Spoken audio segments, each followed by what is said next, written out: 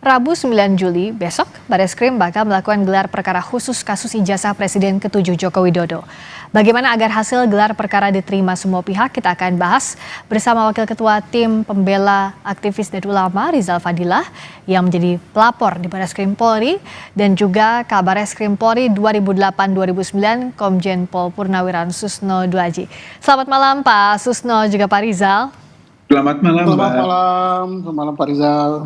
Selamat malam, saya ke Pak Rizal dulu mau konfirmasi. Besok pasti jadi gelar perkara khususnya sudah ada pemberitahuan?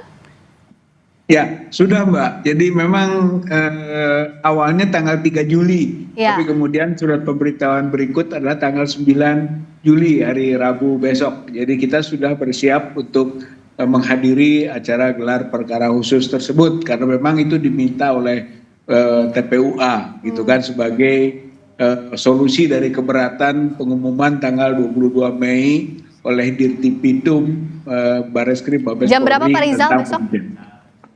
Agendanya jam 10 Mbak, jam 10. Oke, jam 10 pagi. Kemarin itu kan sempat mandeknya saat ada ahli yang diajukan untuk dihadirkan juga. Antara lain Mas Roy juga Bang Rismon, betul ya Pak Rizal ya. Nah besok seperti apa? Iya. Mereka akan hadir juga? Saya kira itu harus hadir karena walaupun bagaimana kita diberi kesempatan kok dalam surat itu saudara dapat menghadirkan pihak-pihak yang dibutuhkan untuk mendukung proses gelar perkara khusus tersebut. Jadi kita diberi kewenangan membawa siapapun gitu dari pihak TPUA. Lagi pula bahwa Dr. Rismon, Dr. Roy Suryo itu di samping memang ahli, juga memang sudah merupakan kebersamaan dengan TPUA ketika berangkat ke UGM dahulu bersama-sama 5 nama kita masukkan, 3 yang memang advokat, 2 yang memang dari alumni UGM yaitu Dr. Roy Suryo dan Dr. Rismon. Jadi sebetulnya bukan hanya sekedar ahli lepas, keduanya itu adalah memang satu kebersamaan dengan TPUA dan karena TPUA diberi hak. Gitu, karena pihak pelapor misalnya melihat Roy Suryo maupun Bang Rismon itu sudah bagian dari TPUA, itulah yang jadi persoalan, dianggapnya tidak netral begitu dan juga tidak terkait dengan pemeriksaan skripsi ataupun ijazah Pak Jokowi. Bagaimana TPUA menjelaskannya? Oh jelas dong, walaupun bagaimana harus objektif kan, semua harus didengar gitu. Jadi disebut dengan tadi netral tidak netral itu nanti pada ujungnya penilaian gitu. Dan hal yang wajar saja ada perbedaan pandangan dan pemihakan mungkin dalam pengertian pengajuan data berbasis pada keahliannya, hal yang wajar saja gitu. Saya kira nanti Bareskrim menilai pada ujungnya. Oke, tapi Mas Roy sama Bang Rismon sudah pasti hadir besok ya dengan Pak Rizal dan kawan-kawan? Ya sudah sangat siap untuk hadir. Oke, nah saya ke Pak Susno. Soal gelar perkara khusus ini, kalau dari aturannya, kalau dari peraturan Kapolri, sebenarnya siapa yang boleh dan tidak boleh hadir dalam rangkaian gelar perkara khusus? Gelar perkara khusus ini sebenarnya sama saja dengan gelar perkara biasa, hanya karena sifatnya saja yang bersifat khusus ya. Mengapa bersifat khusus? Ada macam-macam ya, karena perkaranya memang berat gitu, atau karena memang melibatkan orang yang sangat tokoh yang sangat terkenal seperti sekarang kan mantan presiden kan. Ya. Kemudian sehingga yang harus hadir pun dari internal Polri pun tidak sembarangan gitu, mungkin pada level-level senior gitu. Ya. Nah kemudian siapa saja yang harus hadir di luarnya? Ya pihak-pihak yang berkepentingan, yang dianggap oleh penyidik berkepentingan, yaitu pihak pelapor, pihak terlapor, dan gelar perkara dengan konfrontir. Kalau konfrontir kan untuk mencocokkan keterangan si A dengan si B, berbohong apa tidak. Kalau ini tidak, kan masing-masing pertama pihak penyelidik ya, karena ini gelar perkara penyelidikan ya.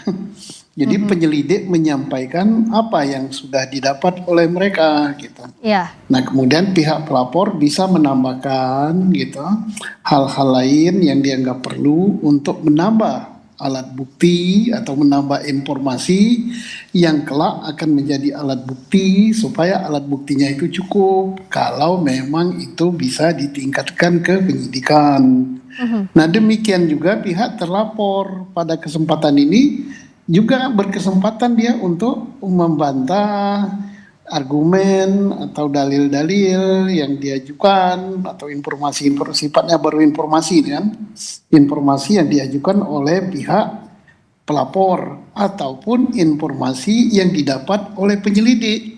Nah, karena ini kan masih informasi. Nah, informasi ini bisakah atau tidak kelak menjadi alat bukti. Ya. Jadi begitu. Pak Susno, tapi kriteria ahli yang boleh dihadirkan dalam gelar perkara khusus ini seperti apa? Karena kalau dari Pak Rizal tadi kan sudah menjelaskan ya, pihak ahli yang akan dihadirkan ada Bang Roy Suryo juga Bang Rismon, tapi dari pihak Jokowi menolak ahli yang disodorkan TPUA karena alasannya pelapor tidak bisa mengajukan ahli dan menganggap Mas Roy dan Bang Rismon itu tidak punya kompetensi untuk memeriksa ijazah. Jadi tidak bisa tolak menolak. Jadi terserah penyelidik. Kalau penyelidik menganggap diperlukan keterangan ahli, nah nanti penyelidiklah yang menilai. Oh dia itu ahli hukum, hukumnya hukum perdata, hukum tata negara. Oh dia ahli di bidang apa? Di bidang digital. Oh dia ahli di bidang apa? Penyidik yang menilai. Jadi tidak ada tolak menolak. Masa pelapor atau terlapor tidak boleh saling tolak menolak ahli yang diajukan, kenapa, atau saksi yang diajukan. Kenapa? Karena kan ini saling lapor gitu ya. Walaupun tempatnya berbeda dan ini akan berdampak hukum. Kalau misalnya pihaknya pelapor tidak bisa membuktikan apa yang dia katakan palsu, maka dikatakan bahwa dapat dituduh bahwa dia telah mencemarkan nama baik. Nah, demikian juga apabila bisa membuktikan bahwa betul itu palsu dan betul itu tidak sah, maka dampaknya kepada terlapor. Terlapor berarti memalsukan atau menggunakan keterangan dokumen autentik palsu atau membuat palsu suatu dokumen gitu kan. Jadi ini ibarat naik perahu, siapa yang tenggelam, siapa yang tidak ini nanti. Jadi yang akan menentukan nanti ahlinya kompeten atau tidak kompeten di tangan penyelidik. Kalau dari TPU, di tangan penyelidik seperti tadi disampaikan Pak Susno. Kalau dari Pak Rizal, apa yang memang disiapkan oleh TPUA agar ahli ini memang dianggap kompeten? Dan kenapa TPUA ini menganggap Mas Roy dan Bang Rismon selain tadi memang bagian dari TPUA dari awal ikut dalam laporan dalam kasus ini, apa yang meyakinkan TPUA bahwa kedua ahli ini memang kompeten untuk dihadirkan di gelar perkara khusus? Oh, saya kira itu sangat kompeten karena temuan-temuan dan analisis keduanya itu bisa berbeda dengan apa yang telah diumumkan oleh Dirtipidum. Misalnya, menurut Dirtipidum kemarin dalam pengumumannya, itu ijazah Joko Widodo itu identik dengan 3 ijazah temannya, itu tanpa menjelaskan siapa temannya. Itu kan hanya menyebut identik saja. Sementara analisis ataupun yang sudah ditemukan oleh Dr. Roy ataupun Dr. Rismon yang juga sudah diambil sebagai bukti hukum oleh pihak TPUA dan sampai ke Bareskrim juga menemukan 3 lagi ijazah temannya Joko Widodo itu yang tidak identik dengan Joko Widodo. Saya kira menjadi sangat prinsip sekali di situ. Ada nama Pronojoyo, ada Pronojiwo, ada nama Hari Mulyono, ada Sri Murtiningsih, itu teman seangkatan semua, ijazahnya tidak identik itu dengan Joko Widodo ini misalnya. Jadi sangat mendasar sekali keberadaannya dan hasil kajiannya untuk didengarkan oleh pihak penyidik gitu kan, atau penyelidik atau pihak karawasidik yang memimpin gelar perkara khusus ini. Nah, Pak Susno, sebelumnya kan Puslapor sudah menyebutkan bahwa ijazah Pak Jokowi identik. Nah, di gelar perkara khusus ini apa yang bisa dibuktikan? Bagaimana mekanisme pembuktiannya untuk membuktikan sebaliknya, misalnya kalau dari versinya TPUA atau menguatkan apa yang sudah disampaikan Puslapor kalau dari pihaknya terlapor? Saya kira gelar perkara besok tidak akan berkutit kepada hasil pemeriksaan laboratoriumnya. Memang objek perkara ini adalah ijazah itu yang dilaporkan diduga palsu. Tetapi di dalam gelar perkara itu tidak terbatas hanya ke hasil pemeriksaan laboratorium. Bisa saja informasi-informasi lain yang disampaikan, misalnya ada informasi yang didapat di lapangan tentang KKN, ada informasi yang didapat di lapangan misalnya tentang perkuliahan, ada informasi yang didapat di lapangan yaitu tentang skripsi, bahwa skripsinya begini. Karena apa? bisa saja ijazahnya itu sama dengan yang asli, dikeluarkan oleh lembaga yang asli, yang berhak, yang berwenang, dinyatakan juga asli, tapi yang bisa menjadi persoalan bahwa ijazah itu sah apa tidak. Itu kan yang dipersoalkan di dalam masyarakat kan. Ya, UGM mengakui dia yang mengeluarkan. Setelah dicek misalnya ya, ini misalnya ya, ya. misalnya sama dengan yang lain, yang seangkatan gitu. Nah itu berarti kan asli. Ya. Tetapi yang dipersoalkan berikutnya adalah sah apa tidak. Nah sah apa tidak itu adalah yang orang yang memperoleh ijazah itu sesuai dengan prosedur atau sesuai dengan aturan yang berlaku di fakultas itu. Misalnya dia kuliah sekian semester, nilainya memenuhi syarat, KKN-nya ada, skripsinya ada, waktu wisuda dia ikut, and so on and so on. Berarti ijazahnya itu asli dan sah dia memperoleh ijazah tersebut. Itu bisa Nah, digali ini, begitu ya Pak Susno ya di nah gelar perkara khusus. ini kan berdasarkan keterangan saksi nantinya. Oke. Berdasarkan keterangan saksi dan berdasarkan alat bukti berupa barang bukti skripsi yang disita, dokumen-dokumen administrasi yang disita, kemudian dokumen pendaftaran, dokumen Ya. perkuliahan dan sebagainya. Tidak hanya disita saja, tapi dimintakan keterangan dari saksi yang berwenang mengelola tentang barang tersebut. Ya. Nah itu. Kalau dari Pak Rizal, apa barang bukti yang berbeda dibandingkan gelar perkara biasa sebelumnya yang akan dibawa oleh TPUA pada gelar perkara khusus besok? Ada yang Ya. barukah?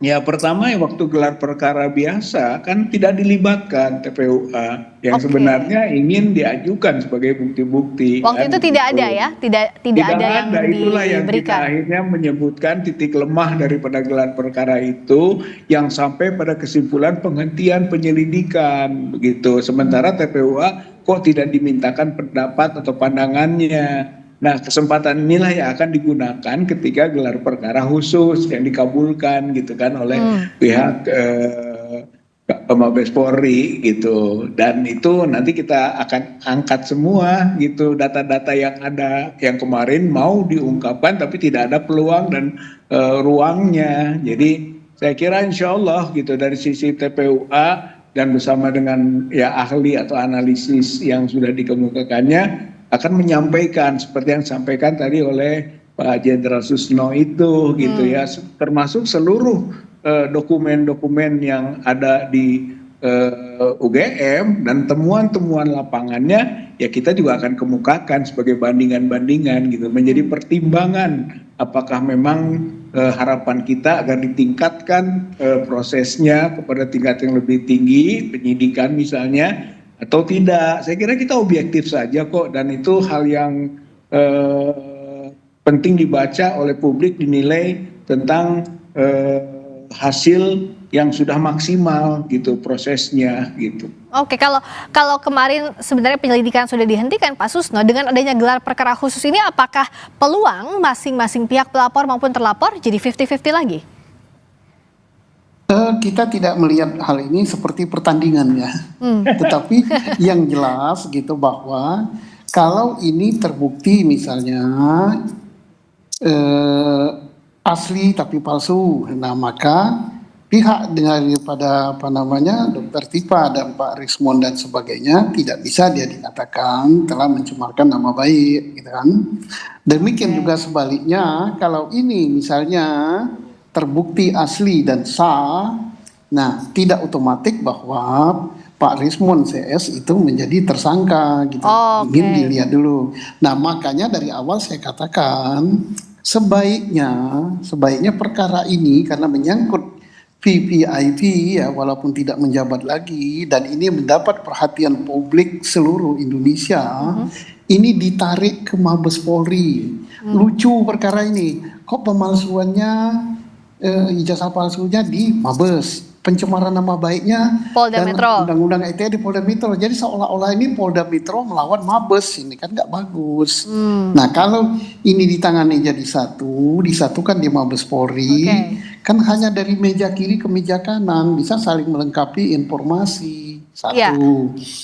Yang kedua di dalam menangani perkara ini walaupun ini bukan perkara perdata, berilah kesempatan daripada masing-masing pihak itu sama untuk membuktikan apa yang mereka laporkan gitu Iya. kan. Yang mereka laporkan tuh kalau di dalam perdata kan apa yang didalilkan. Dalilkan, betul. Jadi sekarang kesempatan dari masing-masing pihaknya untuk membuktikan harus sama, meskipun bukan perkara perdata, pun gelar perkara khusus besok juga menarik untuk kita nanti ya, apa yang akan disampaikan dari TPUA dan bukti-bukti baru itu ya Pak Susno ya? Oke. Iya, dan ada satu lagi kita harus hormati ya. Kan ada yang mengatakan, wah ini ada apa kok belusukan sampai ke kampung, sampai ke daerah, kok ngelacak dosen pembimbing. Tidak apa-apa, itu namanya usaha. Usaha untuk membuktikan bahwa apa yang dia dalilkan itu benar. Sebabnya kalau tidak benar, maka dia akan menjadi sebaliknya gitu. Nah, dan dalam hal ini maaf ya, saya tidak memihak kepada Pak Rismon CS, saya tidak memihak daripada Pak Jokowi. Saya hanya dari kacamata untuk penyidikan supaya profesional Polri nampak dan Polri tetap dipercaya oleh masyarakat. Gitu. Ya, kuncinya dalam hal ini Polri, penyelidik dan gelar perkara khusus harus profesional agar kasusnya terang benderang dan juga bisa dipercaya publik. Terima kasih Pak Susno, terima kasih juga Pak Rizal Fadila, Ketua TPUA dan juga Pak Komjen Pol Purnawirawan Susno Duaji, Kabar Eskrim Polri 2008-2009. Selamat malam. Selamat malam.